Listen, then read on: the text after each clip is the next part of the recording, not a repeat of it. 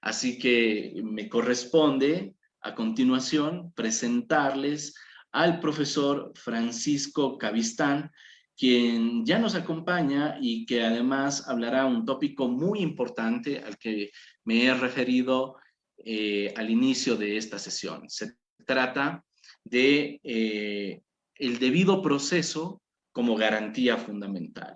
El doctor Francisco Enríquez Cavistán es de Managua, Nicaragua, es profesor de Derecho Procesal Constitucional y Derecho Contencioso Administrativo en la Universidad Americana y en las maestrías de Derecho Procesal del IBESI, Foro de Abogados de Nicaragua, UPOLI y CETAE,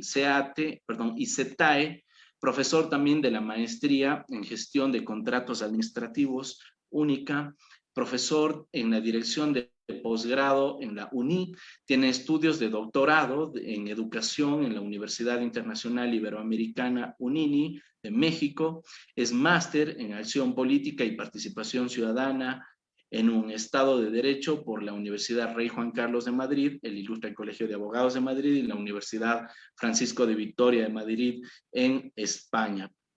Fue también asesor de la Sala Constitucional de la Corte Suprema de Justicia y fue también secretario del Tribunal Aduanero y Tribunal Administrativo en su país. Bienvenido, estimado doctor Francisco. Muchísimas gracias por acompañarnos. Lo escuchamos. Creo que tiene apagado su micrófono, profesor. ¿Me escuchan ahora? Muy bien. Muchas gracias, profesor. Es un gusto estar con ustedes el día de hoy, compartiendo algunas ideas de derecho procesal constitucional y contencioso, se podría decir, porque somos hermanos gemelos los que tenemos ambas asignaturas, hermanos siameses, se podría decir. Eso me decía mi querido amigo y maestro Eduardo García de Enterría, que en paz descanse, mi querido profesor, fallecido en el 2013. Solo quería precisar algo, doctor. ¿Cuánto tiempo tenemos ahorita para la presentación exactamente? 40 minutos, profesor. 40 minutos, bien. Muchas gracias. Y como usted lo mencionaba, nos va a tocar abordar un tema fundamental, que es el tema del debido proceso. Constitucional, universal, un tema muy importante en las legislaciones procesales constitucionales y de forma general a nivel mundial. Quisiera comenzar diciendo que en Nicaragua existe una aplicación dual de dos elementos que son muy importantes. Primero, el tema del derecho procesal constitucional alrededor de una ley específica recientemente aprobada, año pasado, si no me equivoco, que es la ley 983, que es la ley de justicia constitucional, que tiene que ver con dos aspectos que son fundamentales. Primero, el tema de la supremacía de la constitución política y el tema de la protección a las garantías y a los derechos fundamentales establecidos en la constitución política, específicamente en lo que se denomina como parte orgánica de la constitución política. Dentro de esas garantías fundamentales está el tema del debido proceso. ¿Por qué? Porque el debido proceso se presenta como una especie de garantía constitucional con una especie de valores y principios que se vienen a determinar de manera muy singular en la aplicación razonada de la Constitución a los casos concretos y a su adecuada interpretación, pero también el tema del debido proceso como garantía constitucional, como parte del elemento dogmático de la Constitución, tiene que ver también con el órgano de quien aplica, o sea, la competencia, la independencia, la imparcialidad de la persona o de la institución que va a aplicar un proceso, una litis, y en la cual se va a aplicar ese debido proceso. Por eso es que hablábamos que hoy una ley en Nicaragua, una ley específica que regula estos elementos fundamentales, y es ahí dentro de esas regulaciones que aparece el tema de la inconstitucionalidad, que usted lo explicaba muy acertadamente, profesor, en torno a tres modalidades. En el caso de Nicaragua, la inconstitucionalidad de forma general, cuando tiene que ver con el tema de normas que vayan en contra de la propia constitución política para declararla inaplicable.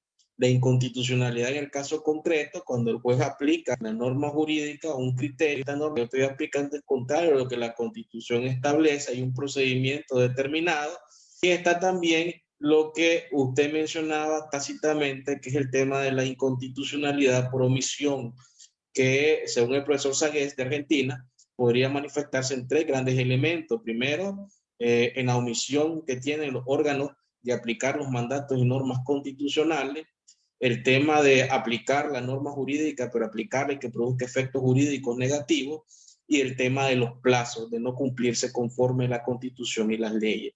Y también veremos otros mecanismos como el recurso de amparo, vemos el habeas data con el tema de la privacidad, la intimidad y los datos personales de las personas, está el habeas corpus y otros mecanismos que la propia ley establece, pero dirigido a dos elementos fundamentales, como le mencionaba, supremacía de la Constitución y la protección de las garantías constitucionales. Y una ley más antigua que la ley 983 que se aprobó en el 2000, que fue declarada inaplicable parcialmente por la Corte Suprema con la sentencia 40 del 2002, que es la ley 350, que es la ley de la jurisdicción del contencioso administrativo, que tiene que ver con el control de legalidad de los actos en materia de la administración pública, estableciendo una jurisdicción especial que se va a desarrollar a través de la Sala de lo Contencioso de la excelentísima Corte Suprema de Justicia. Entonces, a partir de eso, de esos elementos, y a partir de la concepción de que el debido proceso debía ser concebido como una especie que valore ciertas garantías establecidas en la Constitución y declare la competencia adecuada del órgano de quien lo aplica, es que es un debate en Nicaragua, inclusive ya por el año 2009, fíjense, porque estamos hablando de que en Nicaragua, antes del 2009, la idea del debido proceso es que el debido proceso solo se aplicaba a lo penal. Es decir, nosotros mirábamos al debido proceso que tenía que ver con el tema de sangre, tenía que ver con el tema de violaciones, lesiones, etcétera. Inclusive en su momento hubo una discusión de que si el debido proceso solo se aplicaba en materia penal, en etapa investigativa o cuando llegaba ante el juez. Y entonces se dejó establecido el criterio de que esto debía ser aplicado no solamente en la actividad investigativa, sino también en la actividad jurisdiccional. Entonces, frente a eso y frente a una ley anterior a la ley de la Contraloría General de la República, allá por el 2009 para atrás, existía una legislación en procesos de auditoría donde la persona se le investigaba y generalmente al investigársele se le aplicaba un proceso inquisitivo. Se le invitaba, por ejemplo, para que viera en qué condición y más bien cuando llegaba la persona, ya era una sentencia, como dicen, de muerte, entre comillas, porque era para imputarle un hecho o un tipo de responsabilidad en el caso, en el cargo que ocupa. Entonces, frente a eso, existieron varios recursos de amparo que llegaron a conocerse en el fondo ante la Sala de lo Constitucional de la Corte Suprema de Justicia, y en el 2009 se emitió una sentencia muy importante. Una sentencia que emitió la Sala de lo Constitucional, que es la sentencia 317. Esa sentencia 317 rompió con el esquema que decía que el debido proceso como garantía constitucional debía ser solo de lo penal. No. Y se extendió a todo proceso judicial y todo procedimiento administrativo. Y comienzo con esto porque esta sentencia, complementada con dos sentencias más de la Sala de lo Constitucional, teniendo en cuenta de que el debido proceso es un compromiso internacional adquirido en los tratados e instrumentos internacionales en materia de derechos humanos, emitió dos sentencias la Corte, la sentencia 57 y 78 de la Sala de lo Constitucional, ratificando el tema del debido proceso a la luz de los instrumentos internacionales que en el caso de Nicaragua están incorporados en el artículo 46, no de forma iniciativa, sino como parte del texto constitucional. Y es ahí que el debido proceso se transforma como un derecho fundamental que los estados deben de seguir y de respetar e incluirlo en sus legislaciones respectivas. En este sentido, en esas tres sentencias jurisprudenciales de la Sala de lo Constitucional de la Corte Suprema de Justicia, la Honorable Asamblea Nacional de Nicaragua, en el 2014, en una reforma parcial a la Constitución, específicamente el artículo 34, parte final, incluyó un último, como decíamos, párrafo, que el debido proceso debería ser incorporado a todo procedimiento administrativo y todo proceso judicial, independientemente de su naturaleza. Entonces hablamos del ámbito nuestro de derecho público, del derecho contencioso administrativo, en la parte jurisdiccional, en el procedimiento administrativo previo, en el caso de Nicaragua, para poder recurrir a la vía de la justicia constitucional y a la vía del contencioso administrativo. Tanto la ley 983 como la ley 350 establecen que un requisito previo de forma general es agotar la vía administrativa, o sea, utilizar los recursos administrativos ante la autoridad administrativa. Debido a eso, aplicado ese procedimiento previo y en el proceso judicial, sea en parte constitucional. Y digo, como digo, que sea primera condición de ser conocido el ámbito de la jurisdicción penal. Y en este sentido, mencionamos un congreso que se realizó en 1783 en Burgos, en donde se estableció que el debido proceso como garantía constitucional reiteraba principios de constitucionalización referente al rango de garantías constitucionales y a la efectividad de un derecho autónomo que aplicara estas garantías para que el órgano aplicativo tuviera, como dicen, cierta competencia y sobre todo prevaleciera el tema de los derechos fundamentales. Claro, esto es seguido específicamente por el profesor Sagués y por el profesor Jesús González Pérez, que en paz descanse, mi querido profesor, fallecido también recientemente, hace unos años atrás en España, y estableciéndole también esa función orgánica del debido proceso. El debido proceso no solamente tiene que ver con esas garantías constitucionales, definiendo las razones del debido proceso, de las garantías propias, sino del órgano encargado de aplicar la litis, la controversia y por tanto las garantías constitucionales. Entonces miren qué interesante, una primera aproximación. El debido proceso se establece como una garantía para poder aplicar justicia, pero una garantía que permita preservar esa parte que la Declaración de Derechos del Hombre y del Ciudadano de 1789 decía en su artículo 10, si no me equivoco, que para que existiera constitución se requerían dos cosas: división de poderes, derecho y garantía. Y ese derecho y garantía tiene que ir con algo que se llama dignidad humana, que esté establecido primeramente en instrumentos internacionales en materia de derechos humanos. Vuelvo a repetir que en el caso de Nicaragua están establecidos en el artículo 46 constitucional, y a partir de las dos sentencias que les he mencionado, que es el tema de la sentencia 57 y 78 del 2010, son parte del texto constitucional enunciativo. Y además tenemos que tener en cuenta que esta garantía del debido proceso se presenta como una garantía y un derecho fundamental que el Estado obliga. En el caso nuestro, a partir de la sentencia 317 del 2009 de la Sala Constitucional de la Corte Suprema de Justicia y de la reforma parcial a la Constitución del 2014, aplicado a toda actividad, ya sea procedimental y proceso judicial o administrativo, independientemente de la materia, porque volvemos a repetir, el debido proceso se presenta como un compromiso no nacional, sino como un compromiso internacional obligado a cumplirse por cada uno de los estados. Tanto así que cuando hay vacíos legales, el Pacto de San José, que es el que rige a nivel de Centroamérica, establece la necesidad de que usted pueda recurrir ante la Comisión y la Corte Interamericana en materia de derechos humanos para hacer prevalecer los derechos que usted tiene como ciudadano de forma directa. Esa es una primera aproximación dentro del tema debido proceso, y es importante. Sin debido proceso no hay independencia, no hay, se podría decir, justicia, acceso, pero sobre todo el debido proceso tendría que ver con un derecho fundamental que nosotros lo vemos el día a día, por lo menos los que litigamos, que es el derecho de defensa.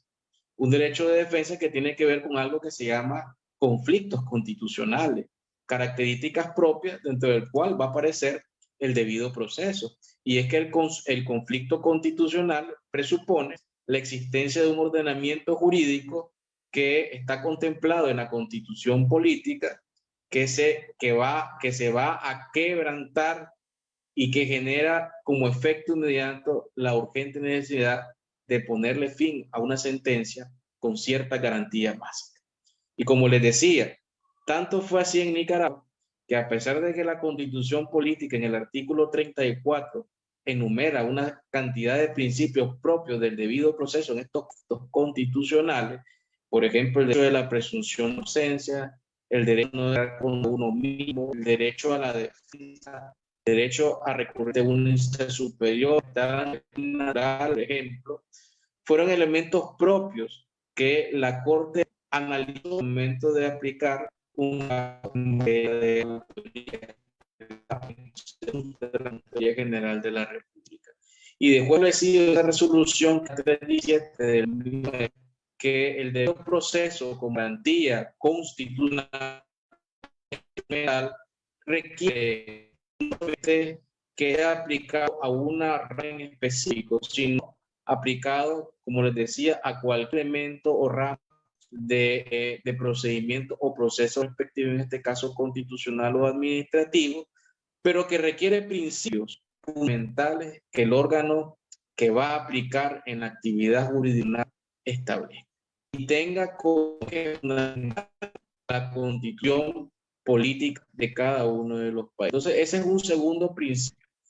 Estamos hablando que el proceso constitucional se presenta, como decía el profesor Damián, como un acto jurídico procesal autónomo, no dependiente, sino que se rige por una especialidad.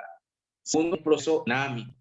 Al ser un proceso dinámico y complejo, está compuesto por una serie de actos y hechos procesales vinculados en sí.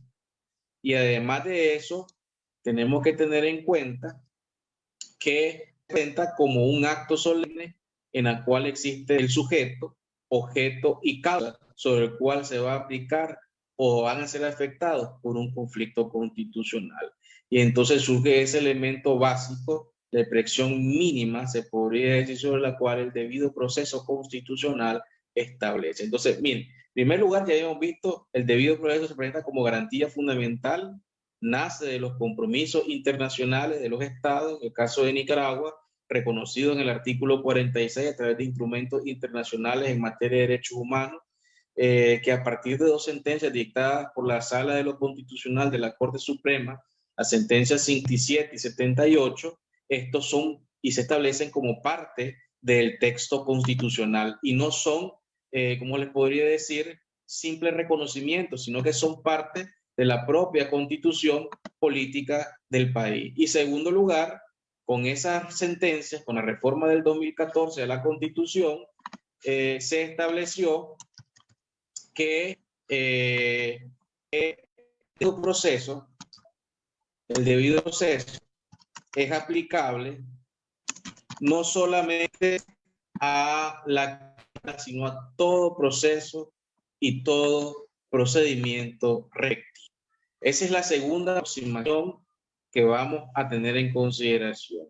Y el tercer elemento es que el debido proceso no solo exige, como mencionábamos anteriormente, la aplicación de las garantías establecidas en la Constitución en todo proceso, sea proceso constitucional, contencioso, procedimiento administrativo, sino que el órgano que lo va a aplicar tenga la competencia, la independencia y la formalidad que la ley establece para aplicar del debido proceso. Entonces, estamos hablando que frente a esto existe un conflicto de intereses, una relevancia constitucional donde el juez no polemiza, sino que aconseja, informa, valora y resuelve sobre lo que ante él se está estableciendo en materia constitucional. Fíjense que esto es importante, pues, porque el objetivo del debido proceso son varios elementos fundamentales. Primero, que la finalidad directa del proceso constitucional o del debido proceso en el proceso constitucional es la solución de un conflicto constitucional que tiene que ver con garantías constitucionales y que en algunos casos, como mencionaba el profesor Damián, produce efectos erga omnes y en algunos casos produce efectos interparte, y eso genera que el debido proceso se preserve lo establecido en la Constitución y le dé seguridad jurídica a las partes. Seguridad jurídica que en algunos casos, como les mencionábamos, se puede lesionar y se puede vulnerar. Ese es un tercer elemento. Un cuarto elemento tiene que ver con los presupuestos y principios generales del debido proceso en materia constitucional, que es importante tenerla en consideración. Tener en consideración cuáles son esos preceptos y esos presupuestos, se podría decir los principios generales del debido proceso. Primero, que la Constitución política contemple dentro del texto constitucional el tema del debido proceso como la forma natural y racional de resolver conflictos en materia jurisdiccional, constitucional, contencioso administrativo. Segundo gran elemento, como les digo, es que esta interpretación tiene que ir acompañada, como les decía, de una convencionalidad de tratados y de normas complementarias a la Constitución política, como la Ley 983, la Ley de Justicia Constitucional, la Ley 350 y todo lo referido a la Ley Orgánica del Poder Judicial en el caso de Nicaragua, para poder acatar un segundo presupuesto del debido proceso. ¿Cuál es? La especialización de la jurisdicción en materia constitucional, en materia contencioso administrativa. Y esto hablamos porque en algunos países, sobre todo en España, se habla de que si existir órganos que sean autónomos o independientes, se podría decir a la actividad propia del Poder Judicial, o se está hablando de órganos adscritos, se podría decir, dentro de la actividad del proceso constitucional o contencioso administrativo. Eso va a depender de la actividad también política, se podría decir, del debido proceso, la actividad política se podría decir de cada uno de los países. En el caso, si no me equivoco, al Guatemala es una corte de constitucionalidad, en el caso nuestro es una sala especializada, que es la Sala de lo Constitucional, que fue creada a partir de la reforma parcial de la Constitución del año 95, donde la Corte se dividió en 4 salas especiales: la Sala de lo Civil, la Sala de lo Penal, la Sala de lo Constitucional y la Sala de lo Contencioso Administrativo. Estamos hablando entonces de órganos y de funcionarios debidamente especializados en temas de debido proceso, de jurisdicción constitucional y de actividad contenciosa administrativa. Eso nos lleva a un tercer presupuesto, pues, que es la necesidad de establecer una jurisdicción constitucional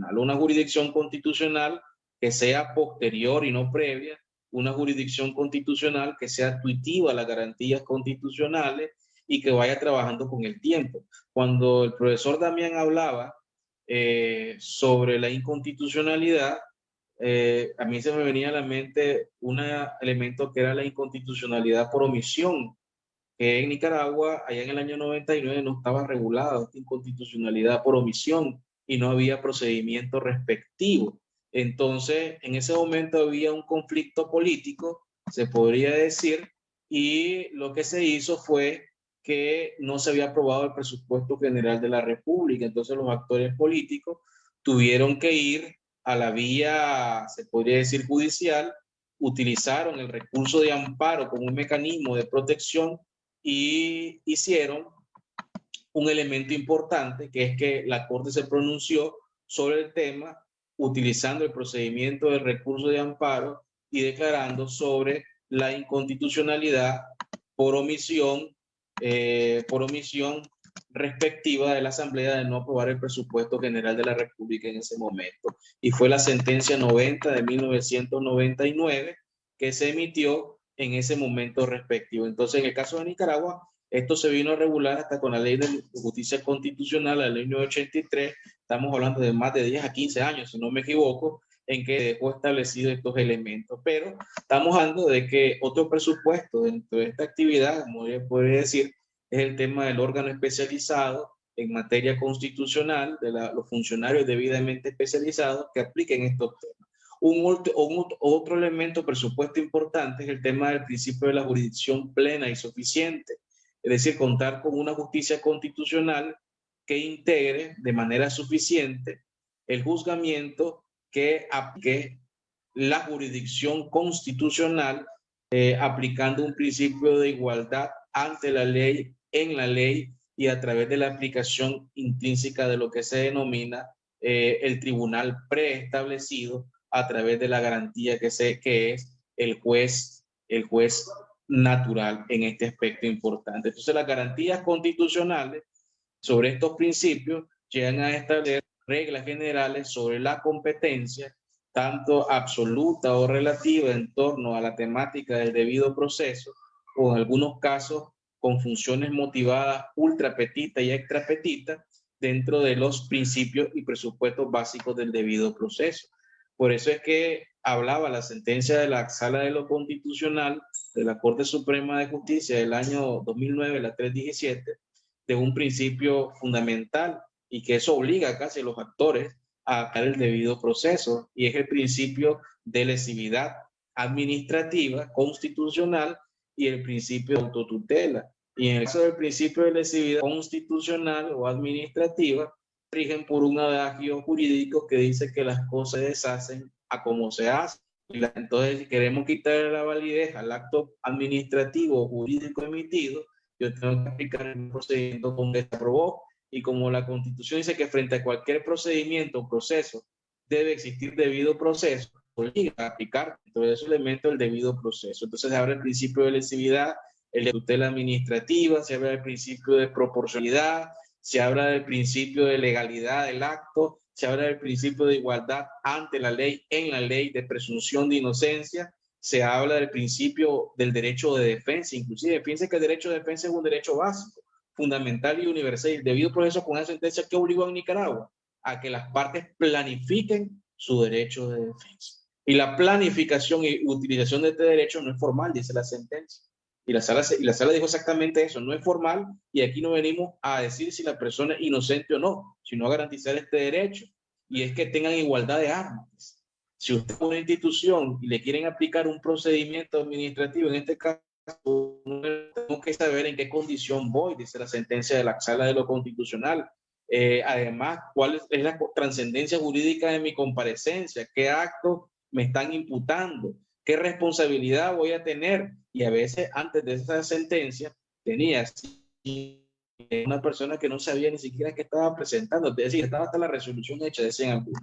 Pero con la sentencia se obligó y se aprobó una nueva ley, la ley 600, al órgano de la Contraloría, y ya incorporaba estos principios, estas características básicas del debido proceso en materia constitucional. O sea, hay una visión amplia, no restrictiva, en aplicación de este elemento sustancial, exquisito y elemento básico sobre el cual la jurisdicción constitucional se sustenta, porque la jurisdicción constitucional cumple esa finalidad, que es el tema de la protección de las garantías constitucionales y el tema de la supremacía de la Constitución. Y la supremacía de la Constitución, ¿y eso qué genera? Que exista otro presupuesto sobre el cual se debe aplicar el debido proceso, que es el principio del presupuesto de inexcusabilidad. ¿Qué significa inexcusabilidad? ¿Qué exige al órgano que va a aplicar la jurisdicción constitucional? Que actúe cada vez accionando e interviniendo mediante los mandatos y los principios establecidos en la Constitución y en las leyes de la República. Eso es importante, fíjense, porque la Constitución debe ser el norte, el sur, el este y el oeste. Constitución política que es fuente generadora de derechos, y además ninguna norma puede oponerse porque se declara inaplicable, sino pues aplicamos los mecanismos de control constitucional. Entonces, ojo, el órgano que va a aplicar el tema del debido proceso se va a hacer presupuesto de inexcusabilidad aplicando la Constitución. Por eso en el caso concreto se dice eso, si el juez va a aplicar en el caso concreto y declara que una norma es contraria a la Constitución, tiene que motivar. Tiene que motivar, o si usted en un recurso de amparo, en el caso nuestro, recurso de amparo, puede también alegar en el caso concreto sin constitucionalidad, aunque después la Corte, con el órgano máximo que es la Corte Plena, conozca y resuelva sobre el asunto. Y entonces entramos frente a otro principio, presupuesto, que es un principio informador en torno a la aplicación del debido proceso. Y el debido proceso que conlleva el acceso al proceso, al expediente, conlleva además de los principios que hemos mencionado, a que se dicte un fallo acorde a la ley, de acuerdo a las pretensiones que nosotros planteamos. Porque se puede dar el caso, como se ha dado en algunas situaciones acá, de que se emite un fallo de 50 páginas, por ejemplo, en órganos administrativos, y uno de los considerandos de esa resolución administrativa que es recurrida por vía de amparo después, por ejemplo, no le dan derecho a una audiencia, a las inspecciones, por ejemplo, cuando hay lugares a inspecciones. Pero además de eso, hay otro elemento importante: no va motivada. Se resuelve en un considerando de 5 o 6 líneas y no hay motivación del acto. Entonces, eso conlleva que el acto tiene que estar motivado y forma parte de los elementos propios del debido proceso constitucional, vinculado a que el acto que emite la autoridad administrativa o la autoridad jurisdiccional tiene que motivarse basado en el principio, en el presupuesto de idoneidad y de congruencia de las resoluciones, porque inclusive a veces se emite un fallo que nada tiene que ver con lo que usted está planteando en el caso concreto. Entonces, ojo, tiene que ver con ese elemento que es la motivación, la congruencia del acto y de que el órgano especializado genere la emisión de un acto debidamente activado, restando las garantías constitucionales y en las leyes especiales que en el caso de Nicaragua, volvemos a hablar, pasa la ley de justicia constitucional 1983, eso que conlleva el tema de la tutela efectiva y la tecnicidad del proceso. Esto es importante porque a nivel de Nicaragua, estos fueron elevados a rango de constitución política. ¿Y qué significa que hayan sido elevados a rango de constitución política? El artículo 160 de la Constitución Política establece el tema de que los tribunales de justicia, o sea, el Poder Judicial en Nicaragua, debe tener una finalidad tripartita, se podría decir, en torno a estos temas. Tiene que ver con el tema de los derechos fundamentales, el acceso a la justicia y la tutela judicial efectiva en torno a estas temáticas, porque lleva la tecnicidad del proceso.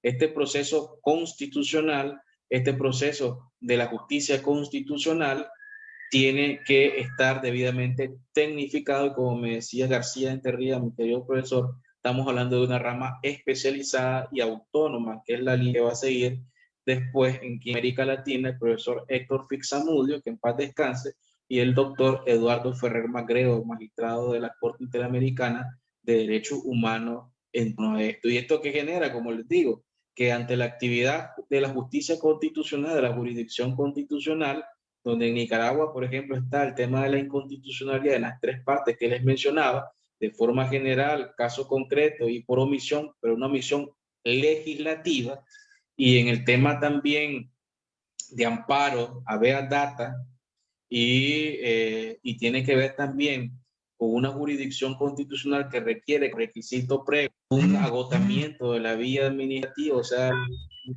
procedimiento administrativo previo, que ese procedimiento, antes de llegar a la jurisdicción constitucional con 2 finalidades: supremacía de la Constitución y garantía y protección de los derechos fundamentales, se realiza. Aunque, vuelvo a repetir, la Sala de lo Constitucional en el 2005 emitió 2 sentencias, la sentencia 5 y la sentencia 220, estableciendo excepciones a esa regla general, a ese agotamiento de la vía administrativa. Y una de esas excepciones, ¿saben cuál es? Violación a la Constitución Política de la República. ¿Y qué significa violación a la Constitución Política de la República? Debido proceso, garantías constitucionales, que ya las hemos visto ahorita. Inclusive, maestro, tiene que ir con el tema de la motivación, tiene con el tema de la congruencia, la proporcionalidad, la presunción de inocencia, la igualdad ante y en la ley. Inclusive tiene que ver con el principio de legalidad, lesividad, autotutela administrativa y de la persona que la va a accionar, no solamente en sede administrativa, sino en sede judicial. Entonces, en Nicaragua existe ese antecedente. Esas 2 sentencias son importantes, la sentencia 5 y 220. Yo me mandé al profesor también un libro que está en imprenta, que es el tema del Estado, Derechos Humanos y Justicia Constitucional, y en uno de esos pies de página está las excepciones al agotamiento de la vía administrativa, porque acuérdense que este tema, que es el tema de la inconstitucionalidad y el tema del debido proceso, van dirigidos a un elemento básico que es la acción de protección, que tiene que ver con el tema de la inconstitucionalidad, que amplía en algunos casos la protección jurisdiccional en las garantías constitucionales con el tema del recurso de amparo, en el caso nuestro, y en algunos casos se aplica una doble acción en materia contenciosa administrativa cuando tenemos que hablar de un control de legalidad del acto en utilización de dos principios elementales. Entonces, el debido proceso conlleva también a utilizar medios de pruebas conforme ley, conlleva a utilizar un principio de orden consecutivo con respecto a los elementos propios. Tal vez el único elemento que uno podría criticar de la sentencia que emitió la Corte Suprema, la Sala de lo Constitucional, es que aplicó principios que son de carácter sustantivo y de carácter procesal, pero uno puede entender que esos principios iban dirigidos a incluir más garantías, más preceptos, más presupuestos para tratar de proteger las garantías establecidas en la Constitución Política de la República, en el caso nuestro de Nicaragua, una constitución cuyos orígenes están desde el año 87, pero que ha sido modificada. Y ahí sí podemos mencionar el derecho, por ejemplo, a la publicidad de los actos, por ejemplo, cuando tenga efectos generales, al principio de inmediación, de oralidad, en algunos casos.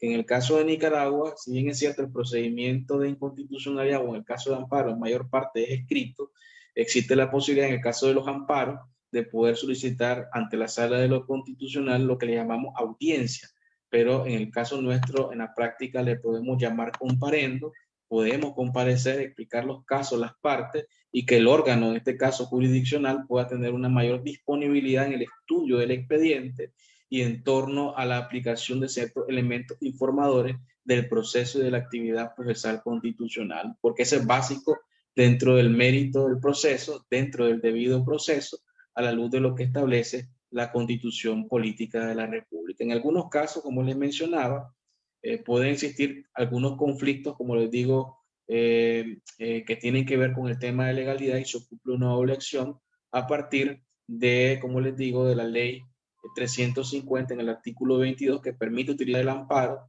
suspender los plazos del contencioso y una vez que fallen el amparo ir a la vía contenciosa o a la inversa inclusive. Entonces hay una doble acción, hay un artículo importante, pero el debido proceso, como les digo, conlleva esas reflexiones a tener esos dos elementos básicos y vuelvo a lo que establecíamos en el inicio como garantía constitucional, el debido proceso, que establece una válvula de seguridad jurídica que interpreta la Constitución y la adapta a las situaciones inclusive no previstas en ella misma.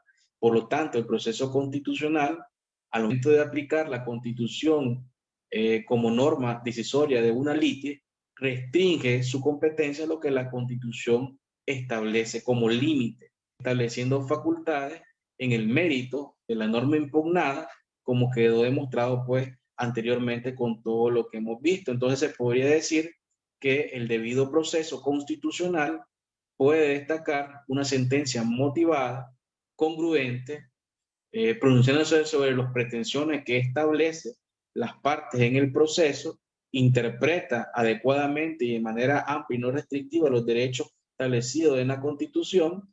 Y ojo, todo proceso constitucional, a mi criterio, debe tener el nombre del debido y ese proceso justo que nos lleva a aplicar lo que se denomina debido proceso constitucional, lo que se denomina debido proceso constitucional, supremacía de la Constitución y garantías constitucionales. Y como le he mencionado,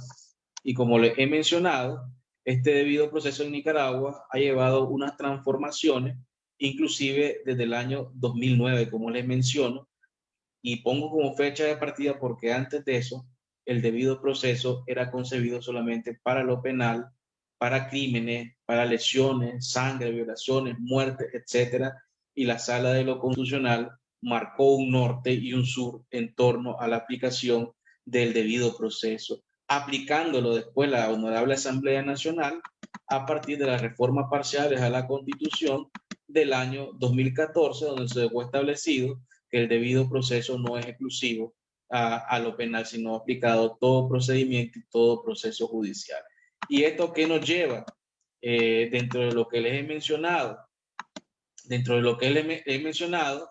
es que esto nos lleva a que el debido proceso no solamente lleva a lo que les he mencionado, sino como decía Jesús González Pérez, que en paz descanse, seguido por el profesor Saguet de Argentina y ratificado por el Congreso de Derecho Procesal Constitucional en Juansburgo en 1983, es sobre la competencia y la aplicabilidad de este debido proceso por parte de órganos especializados en torno a la temática, como les mencionaba, y que en el caso de Nicaragua se aplica a todo lo que les he mencionado, todo proceso, no importa la materia, todo procedimiento, no importa la materia, pero que deben ser garantizados con cada uno de los elementos que les he mencionado y sustentados en la presunción de inocencia y en el derecho de defensa, no solamente formal, sino material, al momento de planificar y acceder a toda la documentación de un proceso, sobre todo administrativo y judicial. Por eso les digo, a veces uno llega a una institución y le dice, mire, necesito ver si puedo meter un escrito para que me presten el expediente, y es satisfactorio cuando uno le dice, mire, eso no es necesario, es un derecho de usted.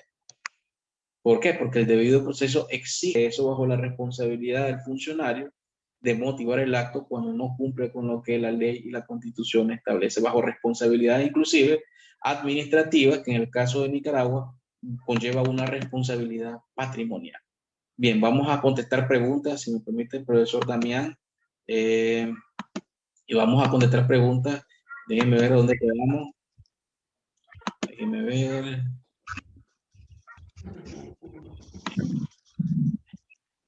Para poder contestar la pregunta de los muchachos. Alberto está por aquí.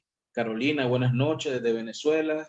Giselle, creo que había una paisana también, Carmen, que es del lado del Atlántico de Nicaragua.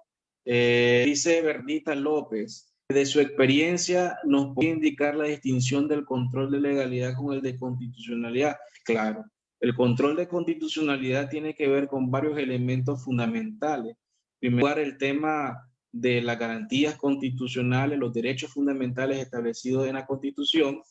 Segundo, el tema de la supremacía, y cuando hablamos de los derechos y supremacía de la Constitución, hablamos del derecho a la intimidad, por ejemplo, con el habeas data, etcétera, etcétera. Y el control de legalidad tiene que ver con el mecanismo y forma en que se aprueba el acto, regulados por las actuaciones administrativas de los órganos de la administración pública.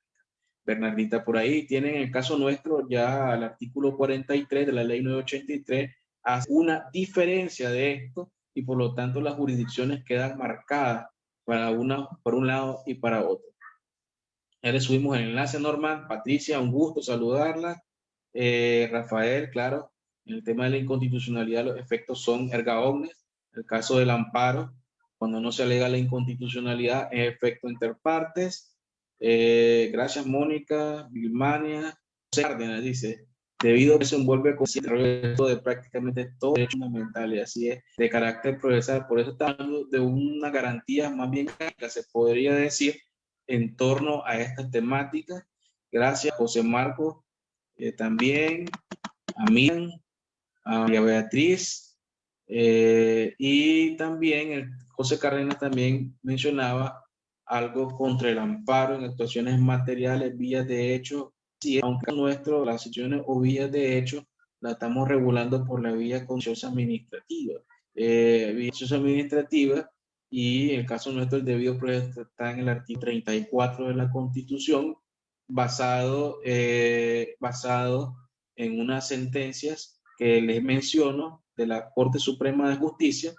Y gracias, Carmen Teresa, también por la opinión, agradeciéndole y tomándome el tiempo justo al profesor Damián por la oportunidad que nos da y poder hablar en otras oportunidades, profesor, de otros temas que pueden ser importantes y de interés general, pues en torno a esta temática. Cuando tengamos el libro en imprenta, se lo vamos a hacer llegar, profesor, vía y de tratar de hacerlo llegar, tenga usted vía impresa, pero siempre dando con el apoyo para usted, todo equipo de trabajo y todo bien, estudiantes de Latin Jury, con el aprecio del suscrito y contar con el apoyo desinteresado en todo lo que ustedes planteen.